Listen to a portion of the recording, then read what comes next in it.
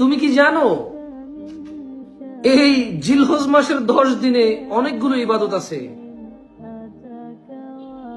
তার মধ্যে সবচাইতে ভালো ভালো ইবাদত গুলো হচ্ছে আল্লাহু আকবার, আল্লাহু আকবার, আল্লাহু আকবার, লা ইলাহা ইল্লাল্লাহ, ওয়াল্লাহু আকবার, আল্লাহু আকবার, ওয়ালিল্লাহিল হামদ।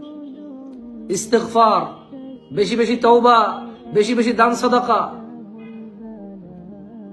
হজ যার সামর্থ্য আছে, কুরবানি যার সামর্থ্য আছে। কিন্তু আল্লাহু আকবার, আল্লাহু আকবার, আল্লাহু আকবার, লা ইলাহা ইল্লাল্লাহ, ওয়াল্লাহু আকবার, আল্লাহু আকবার, ওয়ালিল্লাহিল হামদ আমাদের মধ্যে কয়জনে আমরা বলছি? অথচ জিলহজ মাসের 10 দিনেরই আমল এগুলো, শুধু কুরবানিটা দিতে পারছি না বলে আমাদের সবার মন খারাপ। অথচ আল্লাহু আকবার, আল্লাহর তাকবীর করা, আল্লাহর বড়ত্ব ঘোষণা দেওয়ার তৌফিক আমাদের অনেকেরই আছে, এই মুখ আছে বলার মতো, আমরা বলছি না। শুধু মন খারাপ কুরবানি না দিতে পারার কারণ এর সাথে গোশত জড়িত আছে, স্ট্যাটাস জড়িত আছে, ইজ্জত সম্মান জড়িত।